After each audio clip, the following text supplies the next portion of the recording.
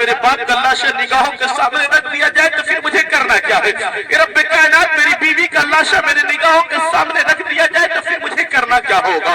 اے رب کائنات میرے باپ جنہوں نے میرے اوپر محنتیں مشقتیں آیت کریمہ پڑھی ہے، آپ غور کریں۔ ہم جس مذہب کے ماننے والے ہیں وہ مذہب اسلام، جس مذہب پہ چل کر ہم اپنی زندگی گزارتے ہیں نا وہ مذہب اسلام صرف مجھے پیارا نہیں ہے، صرف تمام انسان کو پیارا نہیں ہے، یہ مذہب تمام اولیاء کاملین کو پسند ہے، یہ مذہب تمام شہداء نے قبول فرمایا ہے، اس دین کو، اس مذہب کو تمام تابعین نے پسند فرمایا ہے، اس دین کو حضرت علی کرم اللہ وجہ الکریم نے پسند فرمایا ہے، اس مذہب اسلام کو حضرت عثمان غنی نے پسند فرمایا ہے، اس مذہب اسلام کو حضرت عمر فاروق اعظم کی عدالت نے پسند فرمایا ہے، اس مذہب اسلام کو حضرت ابو بکر صدیق کی صداقت نے پسند فرمایا ہے، اس مذہب اسلام کو آمنہ کے لال نے پسند فرمایا ہے، اب صرف آمنہ کا لال نہیں بلکہ رب کائنات نے پسند فرمایا ہے، اس لیے اللہ کریم ارشاد فرماتا ہے، تیسرا پارہ ہے آیت نمبر 29 پر اللہ ارشاد فرماتا ہے، ان الدین عند اللہ الاسلام، اور تمام مذاہب میں سب سے بہتر مذہب ہے تو مذہب اسلام۔ غور کرے، جس دین کو رب پسند فرمائے، جسے اللہ کا پیارا نبی پسند فرمائے، جسے تمام صحابہ نے پسند فرمایا ہو، وہ دین ہمارا، وہ مذہب ہمارا ہے، اسی مذہب پہ چل کر ہم اور آپ اپنی زندگی گزارتے ہیں، اسی کے دائرے میں رہ کر کے ہمیں اپنی زندگی کو قربان کرنا ہے۔ میں نے ایک میلاد مصطفیٰ میں کہہ دیا، میرے بھائی سننا، مذہب اسلام نام ہے غلامی کا، مذہب اسلام نام ہے قید و بند کا، مذہب اسلام نام ہے حدود میں رہنے کا۔ ایک انسان نے کھڑے ہو کر کہا، سجادہ احمد نوری اگر مذہب اسلام نام ہے غلامی کا تو ایسی غلامی ہمیں پسند نہیں۔ اس دور حاضر میں غلامی کون پسند کرتا ہے؟ ہر کوئی آزاد خیال کا انسان بنا بیٹھا ہے، غلامی کسی کو پسند نہیں ہے۔ میں نے کہا بھائی سن، یہ غلامی کسی کے باپ ہی نہیں ہے، رسول پاک۔ غور کرے، مذہب اسلام یہ غلامی کسی باپ کی نہیں بلکہ آمنہ کے لال کی ہے۔ اور غور کرے، نبی کریم صلی اللہ علیہ وسلم سے محبت کر کے اپنی زندگی گزارے، پھر اللہ تعالیٰ تمہیں کیسی زندگی عطا فرماتا ہے، اس کا مشاہدہ تم اپنی آنکھوں سے خود کرتے نظر آؤ۔ پیارے آقا کے پیارے صحابی جسے زمانہ حضرت جابر رضی اللہ تعالیٰ کے نام سے جانتا اور پہچانتا ہے، آپ روایت فرماتے ہیں میرے پیارے نبی کریم صلی اللہ تعالیٰ علیہ وسلم کے ارد گرد تمام صحابہ کرام تشریف فرمائے، حضرت ابو بکر صدیق صداقت کے تاجدار تشریف فرمائے۔ آپ فرماتے ہیں اتنے میں وقت کا امیر المومنین عمر فاروق اعظم اپنے ہاتھ میں توریت شریف کا نسخہ لے کر پہنچا۔ وقت کے امیر عمر فاروق اعظم توریت شریف کا نسخہ لے کر کے آئے نبی کی بارگاہ میں، عرض کیا یا رسول اللہ میرے پاس یہ توریت شریف کا نسخہ ہے۔ میرے نبی نے کوئی جواب عطا نہیں فرمایا، میرے نبی نے کچھ نہ ارشاد فرمایا۔ پھر عمر فاروق اعظم نے عرض کیا یا رسول اللہ میرے پاس یہ توریت شریف کا نسخہ ہے، میرے نبی نے کوئی جواب نہ دیا۔ اب عمر فاروق اعظم کرتے کیا ہے؟ غور کریں، اس توریت شریف کے نسخے کو پڑھنا شروع کر دیا۔ عمر فاروق اعظم توریت شریف کو پڑھتا جا رہا، پڑھتا جا رہا، پڑھتا جا رہا، پڑھتا جا رہا، پڑھتا جا رہا۔ میرے ابو بکر صدیق کی نگاہ ناز اٹھی ہے، مصطفیٰ جان رحمت کے چہرے پر پڑی ہے۔ حضرت ابو بکر صدیق رضی اللہ تعالیٰ عنہ کی نگاہیں کیا دیکھ رہی ہے؟ میرے نبی کریم کا چہرہ مبارکہ بدل رہا ہے، میرے نبی کریم صلی اللہ علیہ وسلم کا چہرہ متغیر ہو رہا ہے۔ حضرت ابو بکر صدیق رضی اللہ تعالیٰ عنہ نے اپنی نگاہ پلٹی عمر فاروق اعظم کی طرف، اے عمر یہ کیا کر رہے ہو؟ اے عمر یہ کیا کر رہے ہو؟ کیا تمہاری نگاہ مصطفیٰ کے چہرے کو نہیں دیکھ رہی ہے؟ غور کر لو، وقت امیر عمر فاروق اعظم اپنی تلاوت کو بند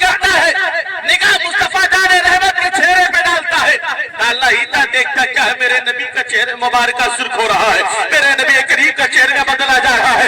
آپ نے توریت کے نسخے کو پڑھنا بند کیا ہے، نبی کے قدم ناز پر گرے ہیں. گرنے کے بعد عرض کیا یا رسول اللہ میرے ماں باپ آپ کے قدموں پہ قربان جائے، یا رسول اللہ ہمارا آپ کے قدموں پہ قربان جائے، یا رسول اللہ میں رب کے رب ہونے پر راضی ہوں، میں رسول کے رسول ہونے پر راضی ہوں، اور میں مذہب اسلام کے سچے دین ہونے پر راضی ہوں، اور آمنہ کی لال پہ جو کلام مقدس نازل ہوا اس کلام سے بھی راضی ہوں. غور کریں نبی کریم صلی اللہ علیہ وسلم سے محبت کرنے والوں. اب جب عمر فاروق اعظم نے اتنا عرض کیا نا، یہ عمر فاروق اعظم کی زندگی کا عمل کہ جب نبی کریم صلی اللہ علیہ وسلم کی بارگاہ میں حاضر ہوتے، کوئی بات منوانی ہوتی اپنی یہی جملہ کرتے یا رسول اللہ میرے ماں باپ آپ پر قربان جائیں، یا رسول اللہ میرے والدین آپ پر قربان جائیں. اب اتنا عرض کیا عمر فاروق اعظم نے، یا رسول اللہ میں رب کے ربوبیت سے راضی ہوں، میں مذہب اسلام کے سچے دین ہونے پر بھی راضی ہوں، یا رسول اللہ میں رسول کے رسالت سے بھی راضی ہوں، کوئی شک نہیں یا رسول اللہ. پھر وقت کا نبی اپنے چہرے کو بدلا، اپنے چہرے کو اپنی نگاہ ناز کو پلٹا، عمر کی طرف ڈالا. ڈالنے کے بعد میرے نبی نے ارشاد فرمایا اے عمر فاروق اعظم سنو، اگر وقت کا موسیٰ کلیم اللہ اپنے قبر انور سے ظاہر ہو جائے، ہونے کے بعد تم سب مجھے چھوڑ کر حضرت موسیٰ علیہ السلام کی اقتداء اختیار کرو، ان کی غلامی کا پٹا اپنے سینوں میں ڈال لو. تو وقت کا نبی ارشاد فرماتا ہے جس وہ رب کائنات کا واسطہ دے کر جس رب کے قبض و قدرت میں میری جان ہے، قسم ہے رب کائنات کی تم سب کے سب راہ راست سے بھٹک تم سب کے سب راہ راست میں بھٹک جاؤ گے، گمراہ ہو جاؤ گے. اے عمر سنو، اگر وقت کا موسیٰ کلیم اللہ ظاہر ہو تو اس کی غلامی میں پٹا، اس کی گلے میں غلامی کا پٹا کسی اور کا نہیں، آمنہ کے لال.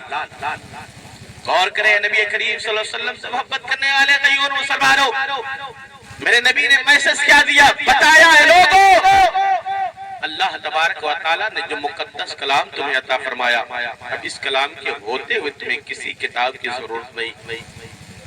جو مذہب اللہ نے تمہیں عطا فرمایا یہ مذہب اسلام کے ہوتے ہوئے کسی چیز کی کسی مذہب کی تمہیں اب ضرورت نہیں. جو رسول اللہ نے اپنا محبوب تمہارے درمیان ڈالا ہے، اب اس نبی کے بعد کسی کے نبوت کا آپ اپنے اندر اپنا نبی نہیں تسلیم کر سکتے ہو. یعنی اللہ نے جو تمہیں دین عطا فرمایا ہے، یہ دین اللہ نے تمہیں مکمل عطا فرمایا ہے. اس مذہب اسلام پر چل کر اپنی زندگی گزارو، پھر کامیاب ہو جاؤ گے. شادیوں کے مواقع اگر تمہارے گھروں میں آ جائے، اگر نکاح کا موقع تمہارے گھروں پہ آ جائے، بیٹوں کی شادیوں کے موقع تمہیں میسر ہو جائے، تو حدود شریعہ میں رہ کر اپنے بیٹوں کے نکاح کو انجام دیا کرو. بیٹی کی شادی کا موقع قریب آئے تو شادی مصطفیٰ جانے رحمت کی سیرت میں صورت میں چل کر ہونا چاہیے. اپنے شادیوں میں دنیا کے خرافات نہیں ڈالنے ہیں، اپنے شادیوں میں دنیا کی گندے ناچ نہیں ڈالنے ہیں، اپنے شادیوں میں رنڈیوں کی ناچ نہیں ڈالنے ہیں، اپنے شادیوں میں فاحشہ چیزیں نہیں ڈالنی ہے. اگر ڈالنا ہے تو مصطفیٰ جانے رحمت کا ذکر کرنا ہے. اپنے دروازے پر ان علماء کو بلاؤ اور مصطفیٰ کا ذکر کرو. آمنہ کا ربی شاہ فرماتا ہے، نبی کا ربی شاہ فرماتا ہے، ابے جس کے دروازے پر میرے محبوب کا ایک بار تذکرہ کیا جائے اللہ سال بھر وہاں رحمت عطا. اگر شادیاں میسر آئے، خوشی کے مواقع اللہ تمہیں عطا فرما دے، تو پھر خرافات نہ کرو، بلکہ اپنے علاقوں کے اپنے اساتذہ کو اپنے امام کو اپنے دروازے کو بلاؤ. بلانے کے بعد اسے ذکر خیر کراؤ، کرانے کے بعد اسے دعائیں کراؤ. پھر دیکھو اللہ تمہیں کیسی برکت عطا فرماتا. آج ہوتا کیا شادیوں میں میلاد مصطفیٰ رسم لوگ کرتے ہیں بس سوچ کے اگر شادی میں میلاد نہیں کریں گے نا تو مولانا صاحب چوراہے پہ ملے گا بیٹے کی شادی ہے تم نے میلاد نہیں کیا، پہلا ٹینشن. دوسرا امام صاحب کہیں غلطی سے مسجد میں کہہ نہ دے یار آپ کے بیٹے کی شادی تھی آپ نے میلاد نہیں کروایا، دوسرا ٹینشن.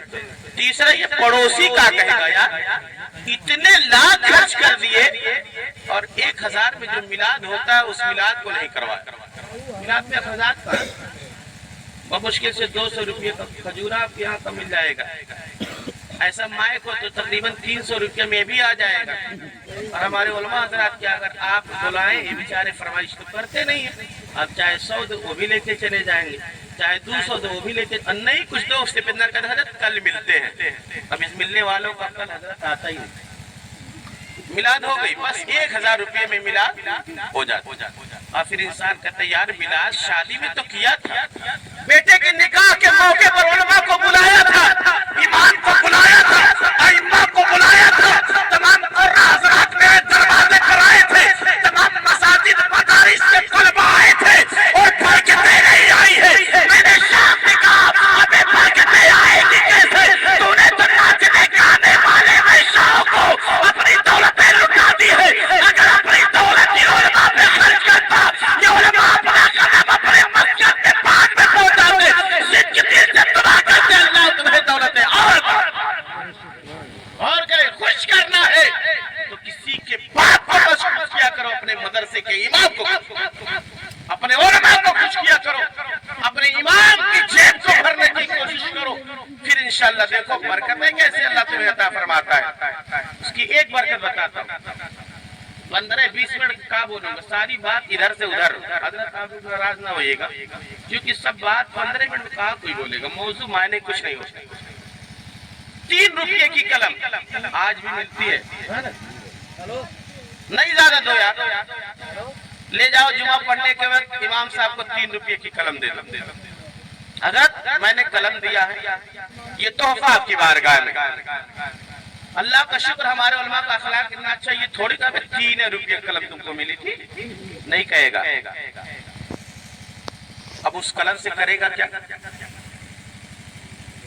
مصطفیٰ جان رحمت کی نعت لکھے گا، سلام لکھے گا، کلمہ شریف لکھے گا، لکھ کر کے اسے اپنے طلبہ کو دے گا، بیٹا پڑھ اسے یاد کر لے، بیٹا پڑھ ممبر پہ جا کر کے نعت پڑھنا، بیٹا اس سبق کو یاد کر جا کر کے ممبر رسول پر سبق کو دہرانا یعنی نعت پڑھنا۔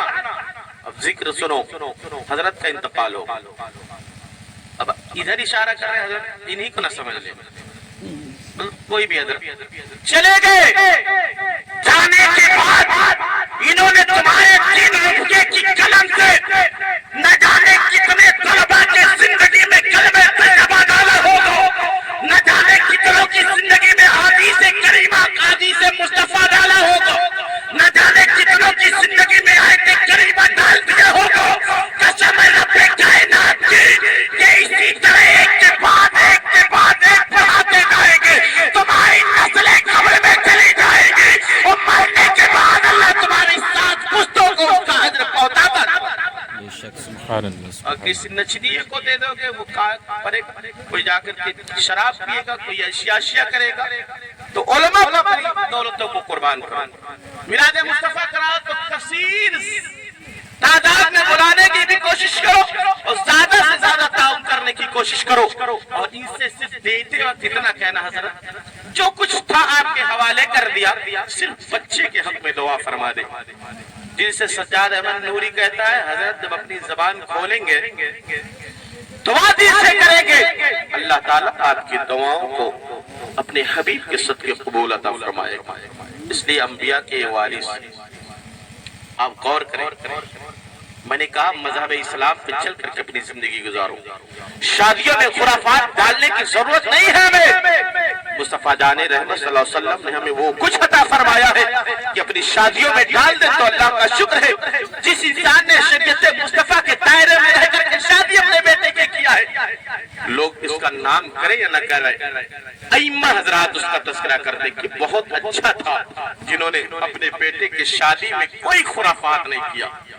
یہ دنیا والے کریں یا نہ کریں، مساجد کے امام اگر ایک بار تمہارے بیٹے کی شادی کا تذکرہ کر دے تو سمجھو پورے کروڑ انسان نے تمہاری شادی کا تذکرہ فرما۔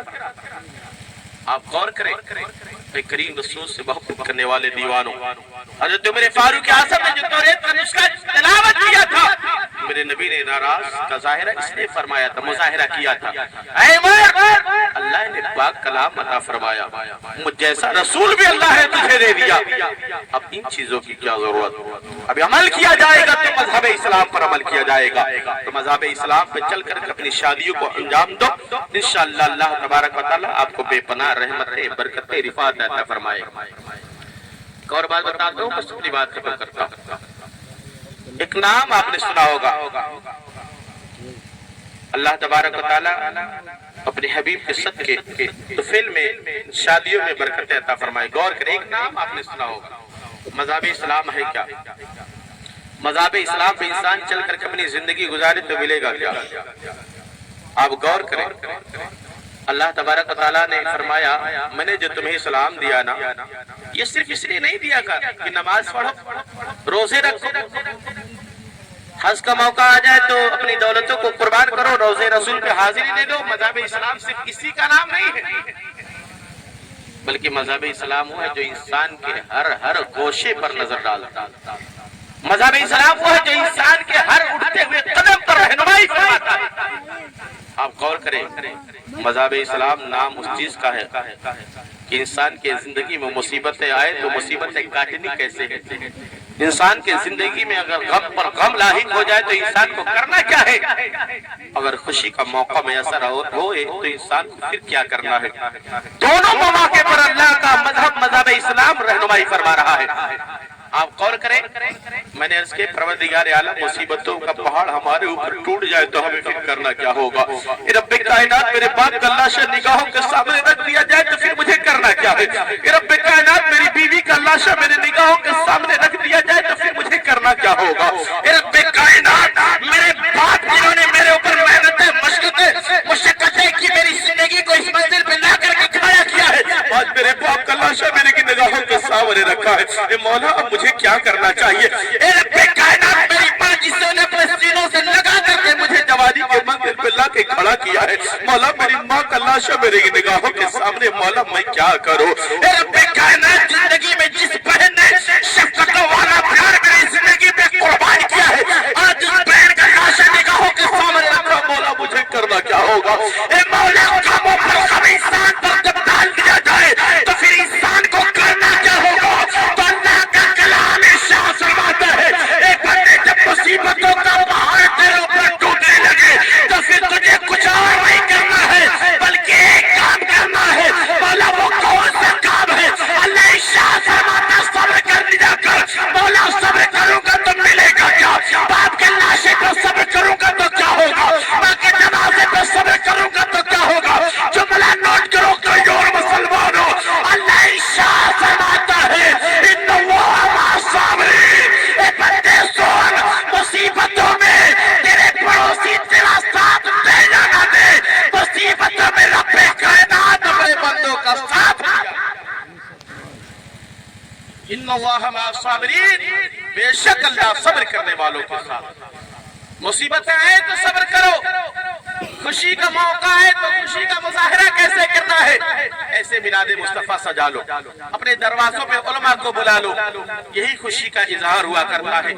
ایک نام لینے جا رہا ہوں جسے زمانہ حضرت سلطان محمود غزنوی کے نام سے جانتا اور پہچانتا ہے. آپ دیکھو صبر کی بات ہے، ان کا ایک غلام جسے زمانہ ایاز کے نام سے جانتا اور پہچانتا ہے. لوگوں نے دیکھا اس غلام کو ایک دن ہاتھی پر سوار، لوگوں نے اس کے گلے میں پھول کا ہار ڈالا ہے، مالا ڈال دیا.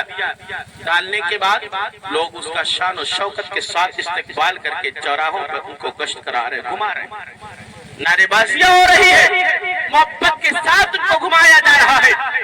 پھر کچھ گزرنے کے بعد، کچھ دن نکلنے کے بعد اسی لوگوں نے دیکھا پھر وہی ایاز. آج گلوں میں ہار پھولوں کا نہیں ڈالا گیا بلکہ جوتوں کا ڈالا گیا. آج ہاتھ میں ہتھیلی ڈالی گئی ہے، پاؤں میں بیڑیاں ڈالی گئی ہے. اے کریم رسول سے محبت کرنے والوں، آج نعرے بازیاں نہیں ہو رہی بلکہ تبرہ کیا جا رہا ہے. لوگ آپ کو برا